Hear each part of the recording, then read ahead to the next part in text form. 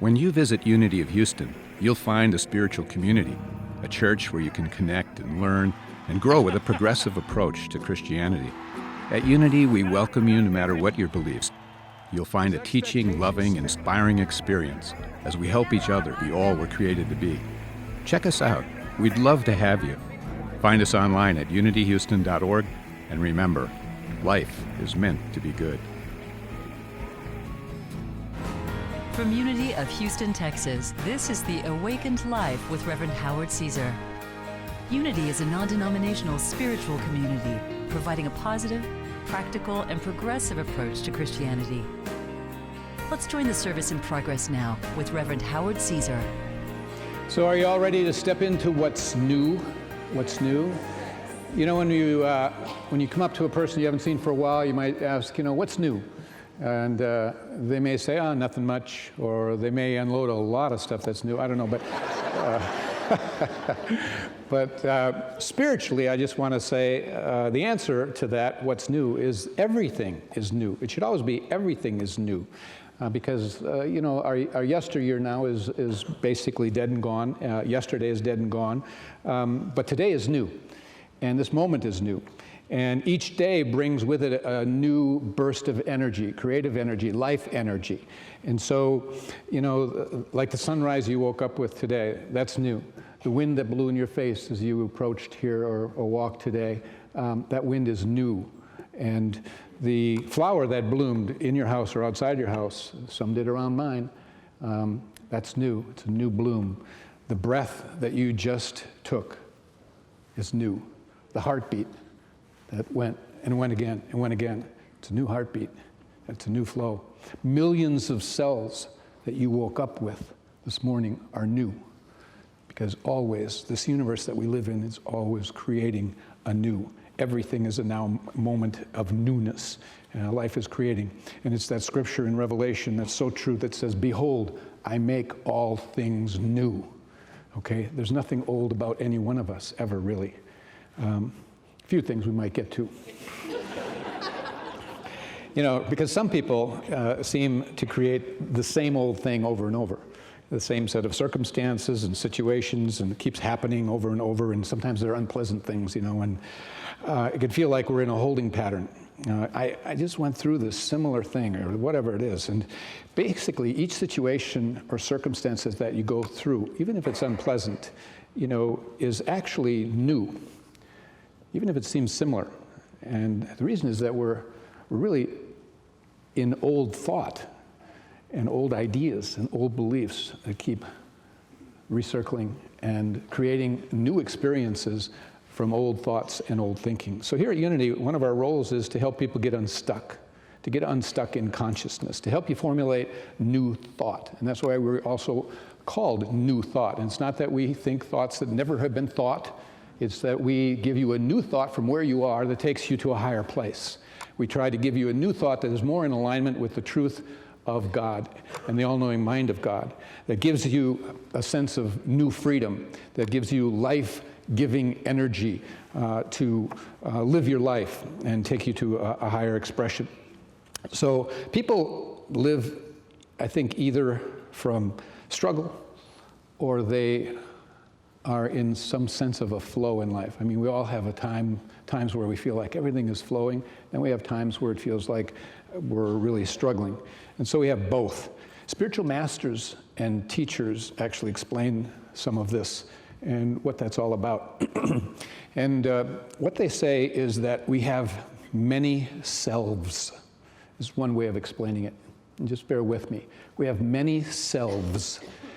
One very, very important self that we all have is our spiritual self, our God self, okay? It's the part of us that is referred to in Genesis as made in the image and after the likeness of God, okay? So there is that self that exists within you, the real self. We call it the Christ self. Paul the Apostle called it Christ in you, your hope of glory. He said we were joint heirs with Christ, referring to this dimension of us that we're awakening to. And so it's explained also by these master teachers that there are many other selves aside from that one self that is connected to the divine and that is created of the divine. And the many other selves we have created, you and I have. And these self-images that we have that sometimes are separate from who we truly are, as we're held to be in the mind of God, that part of us that is made in the image and after the likeness, the real self of us, we create some selves that are different, separate, apart, that cover over it. And so there are aspects of personality that these selves blend into, and they're formulated from past conditioning. And you've heard this before. You know, we're conditioned by our childhood things, and our parents have an effect on us, our teachers have an effect on us, society has an impact in conditioning us, and even friends that we hang out with, and some of the wounds and pains and difficulties that we've gone through and the hurts, attitudes that we've cultivated, judgments, all these things go into really what can be a variety of selves. And like, you know, we might say once in a while we have an angry self. Once in a while we have a judgmental self. Once in a while we have upcoming a self-condemning self. Once in a while we have a guilty self. And all these different selves, really. And for many, what it is referred to is these limiting selves are often kind of all blended together by these sages and mystics to simply call it the separate self. All these many selves are about a separate self.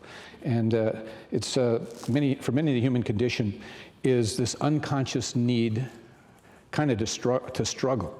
And by remaining in struggle, we maintain the boundaries of this kind of separate self. And they keep alive a self that defines themselves as the one who struggles. I'm the one who struggles. I'm the one who has struggles. I'm the one that is struggling. And then we sometimes many will bond with other people that live from struggle, and they compare their struggles, and they keep talking about their struggles and the details of them. And yet at the same time, many of us try to really hang on to images and thoughts and ideas that are positive and good and successful images and things like that. But most of us really have both going on, and we kind of have various degrees of being in the flow and various times where we really struggle. I struggle. You know, I have stuff that I struggle with and recognize and step back and look at that, and this doesn't feel good and what have you, and I own that. But we sometimes keep our stories alive of struggle. And when we do, then we just keep them, you know, we're at the effect of them.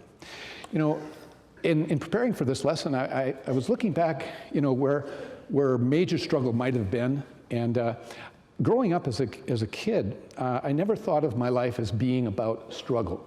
But I think it had to be probably some element of that from my parents. Because my situation was, we were a family of 5, and I have a sister that's 2 years older than me and a brother that's 4 years older than me. So I was a baby, and we lived for a number of years in the second floor of a building. On the first floor, it was a tavern.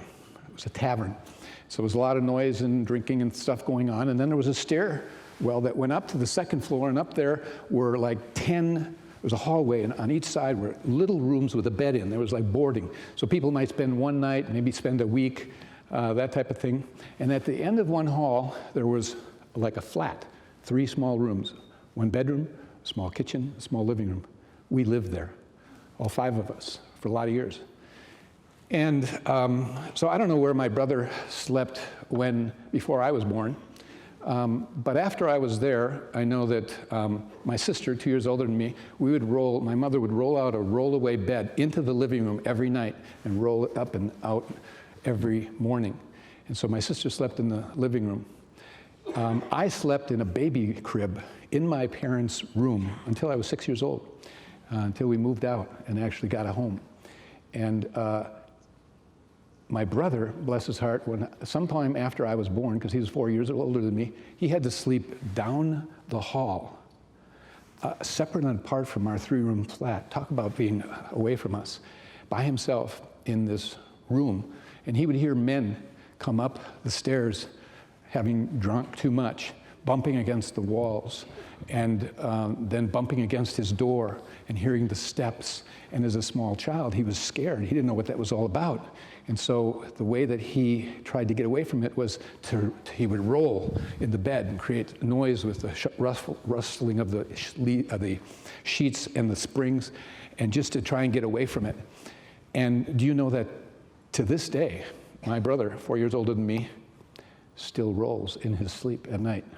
He rolled all through when we moved into a new home and we had twin beds. In the middle of the night, I could wake up and he would be rolling. Whether he had a dream about a fear or whatever, it was conditioned into him. We only had one bathroom, and the bathroom was down the hall. So all the boarders and we all shared a bathroom, a tub, all that. Now, I know that had to be kind of a struggle for my parents somewhat, but they never lost focus on where they were going and where they were headed and what they wanted. And also, you know, I personally never saw it as a struggle as a child. And, you know, it's just what was. And so I didn't judge it, and I didn't hate it. I didn't try and run from it. I wasn't really at the effect of it. Probably unconsciously things have an effect, but I never think back to those times. It was great when we finally moved into a new home. They had saved up enough, and we went into a new subdivision, and at 6 years, on my 6th birthday, in fact, it was my birthday, I got my own bed. That wasn't a crib. Maybe that's why my brother and sister always said, "You baby." But I had, you know, we lived above a tavern, so there were, you know, alcoholics all around me, and I never became one, so I don't know. Thank God. But they were good people, you know, they were friends, and I would play around down on that first level on my little tricycle, and they would talk to me as they were heading in and out and all this kind of stuff. But we all have a self or selves that struggle with some things in some part of life, and it's our journey. And when we grow, we are intended to grow out of those and get more back into a flow, okay? How to get into the flow, and the flow is what you're here about. It's really to consciously connect with God, and it's to consciously connect with the God that is within you. God within you, okay? And it's a part of you. It is who you really are. It is your true self. There's a dimension of you that is the essence of God. It's what we call the spirit that is housed within you, that is eternal and immortal and of God. God created that aspect of you, that dimension of you. In Genesis, there are 2 creation stories. One is that part of you that is called the image and likeness, okay? And so we have to continue to grow spiritually and identify more and more with that part of ourselves. Now, some of you have been to Italy. I've been blessed to be there a number of times and had the good fortune to, probably about 3 times, see the statue of David. Beautiful, beautiful, amazing work of art, the statue of David. If you haven't seen it, you just have no idea how amazing that piece of work is. And you've probably heard that, you know, when Michelangelo, who sculptured that, when he was asked, how could you carve that magnificent David out of a shapeless block of marble? And he replied that David had always been in that block of marble. And that as a sculpture, all that one merely had to do is remove all that was not David. I love that. That's a real spiritual impacting kind of analogy. Unity teaches that the real you, the reality of you, is that God self. And we don't want you to forget that. We will keep putting that in front of you so you begin to continue to identify with that, because as you do, it shifts your energy. It really does, from thinking of a being that is separate and apart, those many selves that we have covered. And so this true self of you exists. It may be covered up. It may have gotten lost in some block of marble, you know, but it's been covered up and weighed down by various ideas and beliefs and opinions and concepts. Even though we're hoping to find God, oftentimes the mind is filled with concepts and content, and it blocks the experience of God. And we're living in our head from how it's supposed to be, instead of just silencing the mind and experiencing the master or the presence. And actually, spiritual masters tell us that the mind never will give us really the experience of God, that it basically is going somewhere beyond the mind into the heart. Take the mind into the heart, these principles, and take it to heart, as one would say. So we have to basically, in this life, chip away and remove all that you are not, and then discover all that is real and true. And so inside, you know, beyond all that is not you, get this, beyond all that is not you is the you that God made. Beyond all that is not you is the you that God made. You can never forget that. Yeah, there's other stuff that's going on around us, but we have to look beyond it. This is, we're called to look beyond appearances and expressions externally, and other people have to do that within ourselves sometime and just get beyond it and love ourselves. Ask yourself, what is left? What is left when you let go of all fear, all worry, all doubt, all insecurities, all judgments, all criticisms, all the pain and the woundedness of stuff we've been lugging from the past? What's left? I'll tell you what's left. There's freedom. There's a sense of inner peace. There's a sense of inner harmony. There is happiness. We're all looking for happiness. It's about chipping away this marble. In the East, they talk about it as bliss. It's bliss when you get there. And it may not be always there, but you go in and out of that window or doorway of bliss. And so what you have and you have found is not really new. It's the real you, because it's always been there, and it was created from the beginning of time, and is housed within you. It's the image and likeness that is in you, that you've covered over. It's like the David in you. It's there, but now you have all this stuff that's covered over it that is a separate self, that you have to chip it away and get at who you really are and begin to live from that and identify with that. And that's a very powerful, powerful part of a journey, letting go of the old and to learn from the various challenges that we go through, to learn to process them in various ways and not identify with them or say they somehow label us, okay? So it's to quiet the mind, it's to listen to God in your heart, and to kind of let die off all that no longer serves you. Life is a series of deaths for things to be born. It's always new, something new. We die to infancy to be born into childhood. We die to childhood to be born into adolescence. We die to adolescence to be born into adulthood. We're born into adulthood to go through various stages, really. And many of us struggle there in adulthood because we're lugging a lot of stuff from the past that's covering over the David in us, the essence. And, we want to be perfect and get it all right out there. We want to have the perfect body. We struggle for that. We want to have the perfect titles and degrees and possessions and outer things and that somehow define us. And nothing is wrong with any of those things as long as we don't make it a struggle. We make it a struggle when we think when we're not yet it, we don't have yet that degree, we don't have that possession, we don't have this, that we're somehow nothing. Or we define ourselves and diminish ourselves. It should be a joyful journey towards creating with God these different things, but it becomes stressful if we think that's who we are.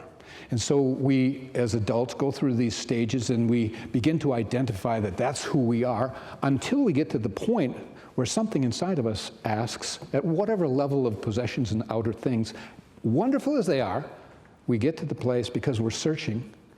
We ask, is that all there is? Is that all there is? There's got to be more to life than this. Have you ever come to that? And many a person has asked that question, of course. And the truth is, yes, there is more. There is more. And it's not about having more. It's about now being more. The beingness coming through. And we at Unity are here to help awaken that in you, to help you through that process. There's a lot of teachings and ideas and things that we share. But there is a refinement of consciousness that we are about in the journey of life. We're here to help you with that. And we're on a path of spiritual maturity. We're seeking to mature, just as we go from child to adolescence to adult to awakening more. We are in a process of maturing spiritually.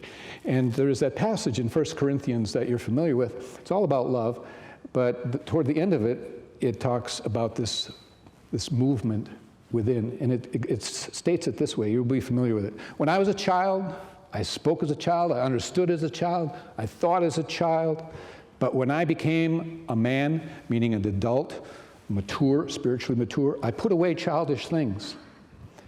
For now we see in a mirror dimly, but then it will be face to face. Now I know in part, but then I shall know, just as I also am known. Now get this. We're moving toward a place where we will be known as I have been known. Well, how have I been known? By God. That's how I've been known. So over here, I see in a mirror dimly, but I'm moving toward maturity, where I shall know as I have been known by God, as I'm held to be in the mind of God. That's so powerful. That's so huge to get that.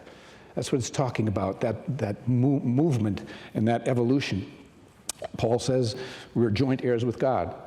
Now we may not be expressing the nature of being a joint heir with Christ, but that's what we're chipping away, is everything that is separate and apart from the image and likeness. And so, excuse me, we all have the divine blueprint, is the way I like to think of it. And we are either chipping away layers, or we're adding layers based on our choices and our decisions and our beliefs that we embrace. So as a person grows, they begin to identify more and more with this part of them that is of God, of the Spirit within. And the result is they begin to see others as children of God. They see the Spirit as opposed to, the external. In unity, we say, the Christ in me beholds the Christ in you. That's a very common thing. And others say, the divinity in me meets and greets the divinity in you. It's the acknowledgement. That's a very old adage, because it's always been about the fact that the divinity of God is in you, the Spirit of God is in you, the real you is in you, okay?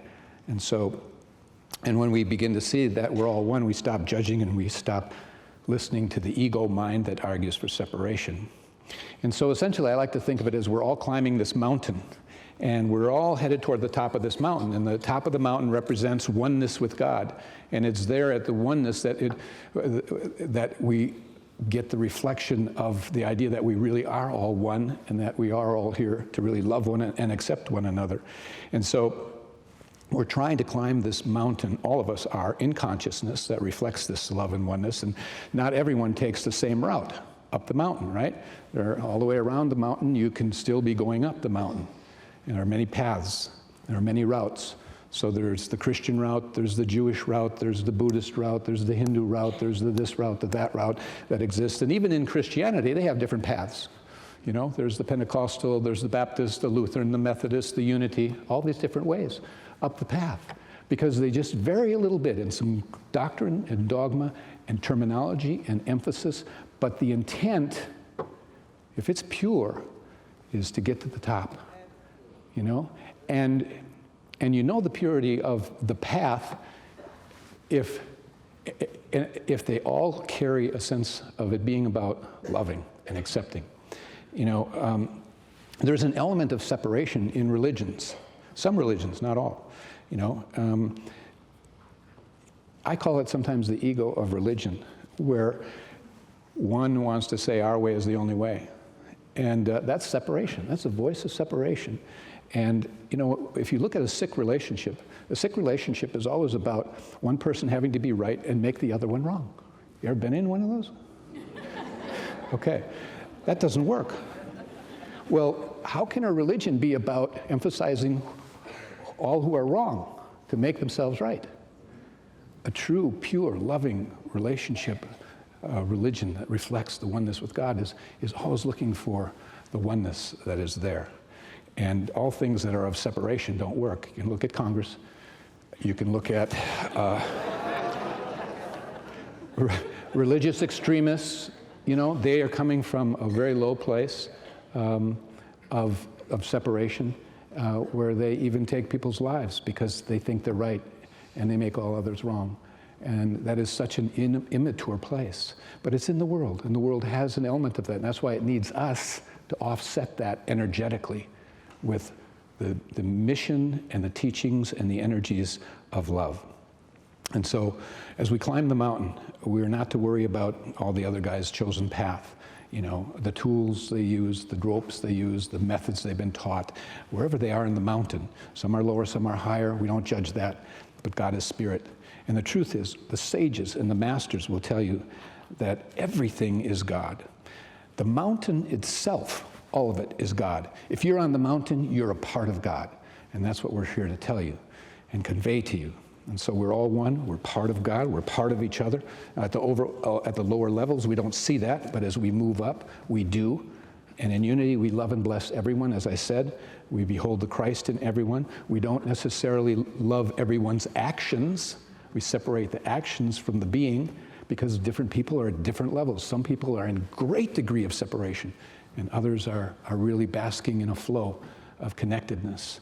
And so that's where we're trying to go. Robert Browning, the great poet, talked about the imprisoned splendor. Even the poets, the great ones, knew that there was a David inside of that block of marble, and that we're all chipping away to find the imprisoned splendor that is inherent in all of us. And so in Unity, we're here to help people let go of aspects of the mind and to learn to use the mind as a tool. It's very powerful. To learn to step back and observe the mind and pick and choose what you want to identify with, that is of the truth, and most importantly, to attune the mind to the mind of God. So the real reason that you are here, all of you, is really to know God. That's why you came. Whether you put it in words or not, you came here to know God more deeply and completely. And you want a deeper experience with God. You want to have God more active in your life. Admit that to yourself. Gosh, at the core of me, that's why I'm here. So establish this deep bond that is inherent in you. Establish a sense of identifying with the David that is in you, if you will, the real you. And pray for the grace of God to move through you, to help assist you, to guide you, to show you the way. Keep chipping away at that marble. Identify with the real you. I invite all of you to join me in climbing the mountain. Are you coming? Yes. God bless you all.